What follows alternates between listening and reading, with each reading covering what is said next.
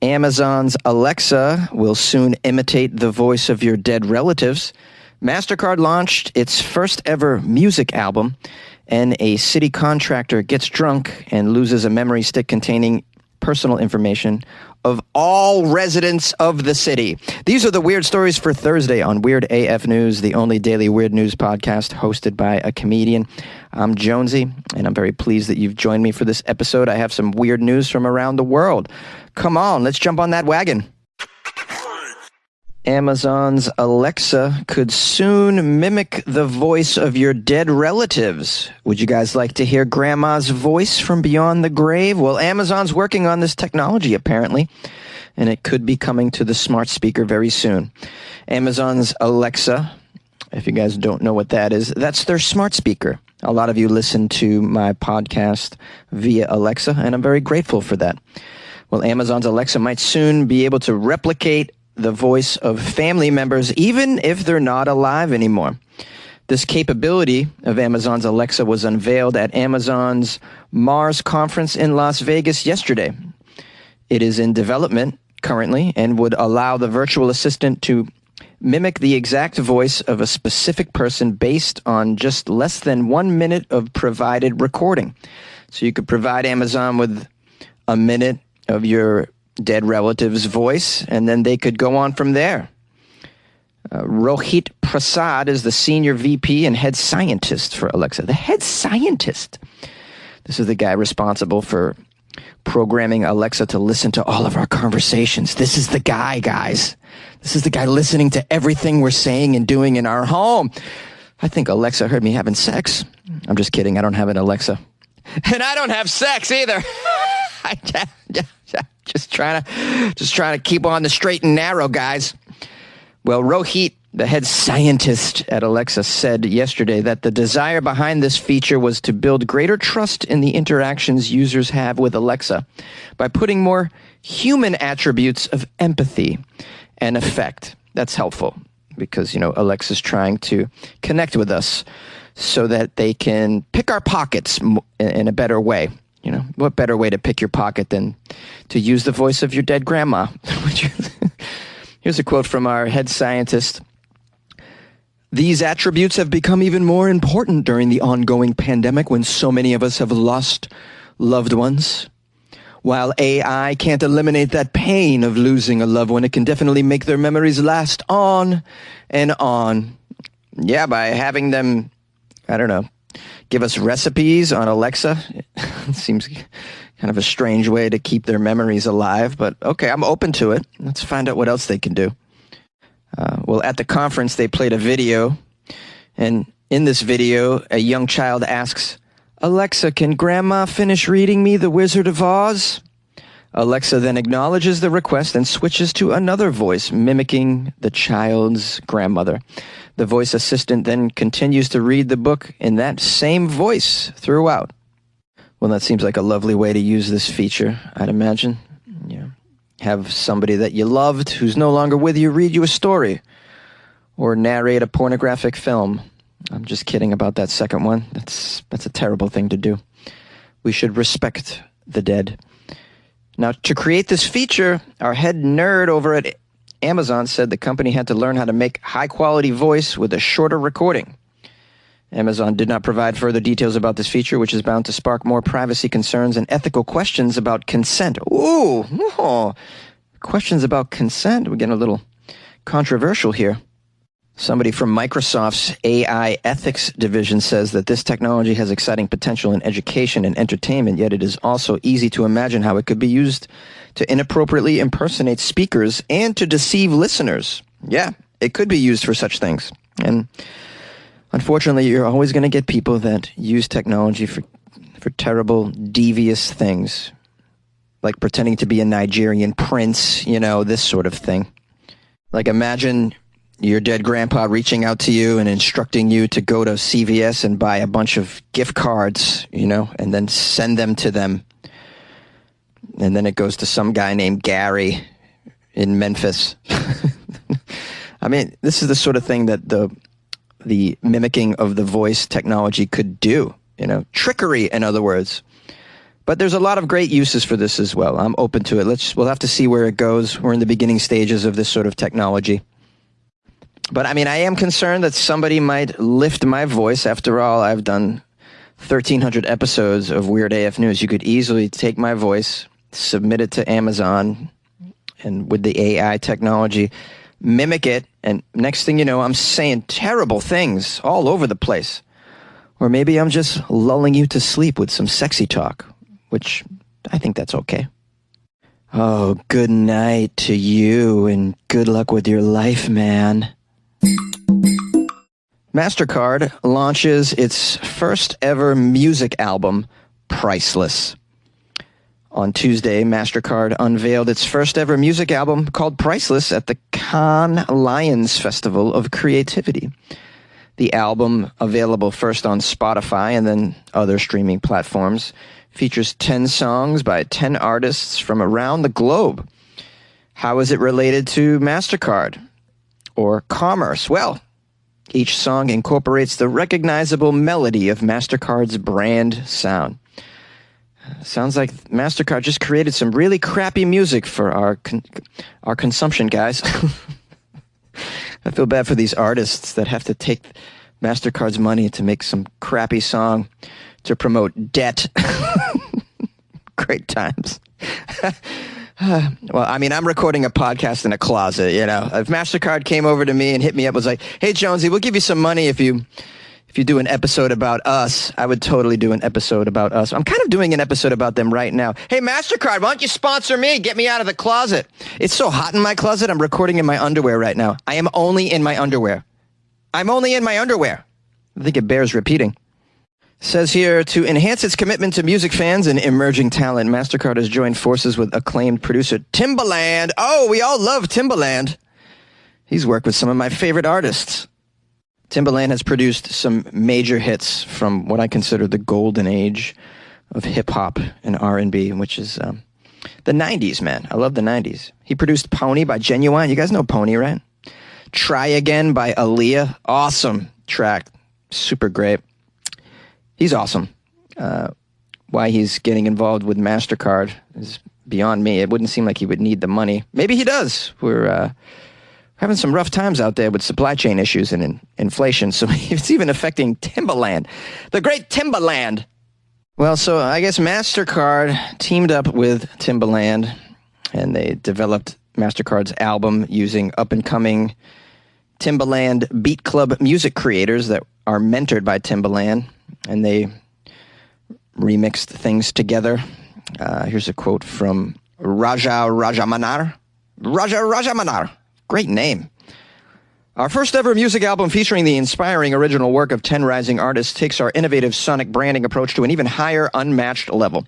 From Nigeria to Australia, Slovenia to Sweden, each of these artists integrated our melody into their songs and created something that we are all truly proud of. We hope others will enjoy these songs as much as we do. That guy's from Mastercard. I'd be very surprised if we're all going to enjoy the songs as much as Mastercard does. But maybe. Let's listen to one. Let's see what we're dealing with here.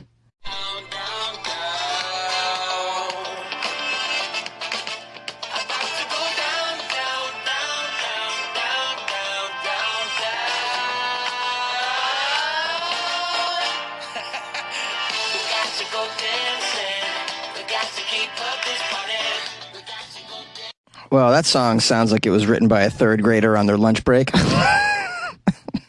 Awesome. Good luck with that, Mastercard. Hey. And this upper echelon groundbreaking art will be introduced at a launch party with Spotify, Mastercard's exclusive launch partner and the world's most popular audio platform with over 400 million users.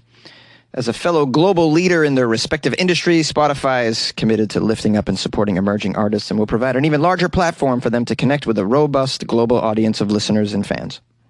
And how about a hand to Spotify for giving a nice, robust audience for this amazing music that Mastercard's putting out.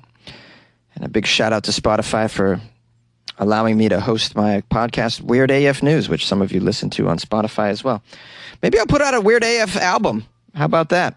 I mean, if this music can get on the platform and get some traction, I think anything I've written could also have some success. Have you guys heard the Alligators Everywhere song? Yeah, I think it's a lot better than that one we just heard by Mastercard. I'm just saying, I'm a little biased on that, but I mean, if you haven't heard the Alligators Everywhere song, just email me. I'll send it to you. You like podcasts? You're listening to my podcast. Maybe you thought to yourself, I'd like to make a podcast. Too difficult. No, not with Anchor. Anchor has free creation tools that allow you to record and edit your podcast from your phone or your computer. Anchor distributes your podcast to Apple, Spotify, Stitcher, and more. They have advertising integration, so you can even make a little money off your podcast. Everything you need to make a podcast in one place. Download the free Anchor app or go to anchor.fm to get started. And good luck with your podcast. Good luck with your creation. Good luck with your life, man. Yay! A city contractor gets drunk and loses a memory stick containing the personal data of 500,000 residents. Wow, what a blunder. A Japanese city has been left with more than a headache after their contractor lost a USB drive containing personal data on all 460,000 residents during a night drinking. You're in good hands, guys. The western city of Amagasaki said today that a private contractor whose name has not been disclosed was carrying a memory stick, a very important memory stick that had all the personal data of everybody in the city. And he went out for drinks after work. The individual who was working on a municipal pandemic relief program lost his bag containing the USB drive. In a press conference, an Amagasaki city official said, "We deeply regret that we have profoundly harmed the public's trust in the administration of the city." Now, this information was copied onto the USB to facilitate its transfer to a call center in nearby Osaka. It included the names, genders, addresses, birthdays, and other personal information of all the city's residents, as well as tax data and bank account information. Oh my goodness. I mean, it's one thing to get the names, genders, and addresses. That's some info, but you know, with a little digging, you can get that stuff pretty easily. Even birthdays, maybe. But your bank account information, tax data. I don't know if they have social security numbers in Japan, but this is the kind of information I'd imagine that just is out there now on 500,000 people, everybody in the city. Oh, man. Now, the city says, don't worry, guys. The data was encrypted and the USB locked with a password. Don't worry, guys. It was locked with a password. Yeah, as if there's nobody out there in the world that can break into that. So far, officials say there was no sign the information had been accessed. Well, it's only 2 days, bro. Like, give it some time. I think it takes, bank wires take a little time, don't they? When someone's taking money from one bank to another, it doesn't happen in one day. The loss of this USB drive, of course, was reported to the police, who are investigating. And what's happening to this contractor? Is he going to face a penalty for being sloppy? Here's a quote from the city. "We will thoroughly ensure security management when handling electronic data. We will work to regain our residents' trust by heightening awareness of the importance of protecting the personal information." Well, I hope you get your act together, because maybe not use a hard drive to carry around everybody's personal information and take it out of headquarters. How about that? That's one way to do it. And putting it on a thumb drive. Like, come on, what is this? 2006? Using little thumb drives. Anyways, according to the travel website Osaka, in case you want to learn something about this place called Amagasaki, it's considered a hotspot for nightlife in the region. It says here, socializing with friends and coworkers over food and drink is the norm. An easy goal to accomplish, considering izakayas, which are Japanese gastropubs, abound. And draft beers and highballs, which are whiskey sodas, are free-flowing in the area. Free-flowing. Yeah, blame it on the highballs. Everybody's going to have their savings account hacked. It's because of the highballs, man. I'm going to tell you right now, I'm sweating my cojones off in a closet, and I could totally go for a highball right now. I don't have whiskey. I have vodka, and I have nice cold bottles of ginger beer. So you know what I'm going to make. Can you guess? Call the show, 646-450-2012. What is Jonesy going to have for a beverage after this episode is done being recorded? I'm going into debt with my Mastercard. I'm going into debt with my Mastercard. Putting lots of trips on my Mastercard. Going down to Acapulco on my Mastercard. I bought me a whip on my Mastercard. We got so much shit on my Mastercard.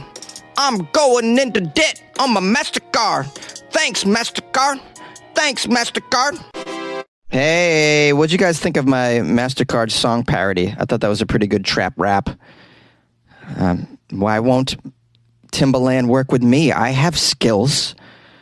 I mean, I just wrote an amazing Mastercard trap rap. I just improv'd it just right on the spot. I mean, that's the kind of skills I have. Reminiscent of Biggie, right, guys? Okay. Thanks for bearing with me. I hope you enjoyed the show today. If you have any response to it, you can email me, funnyjones@gmail.com, or call the show, 646-450-2012.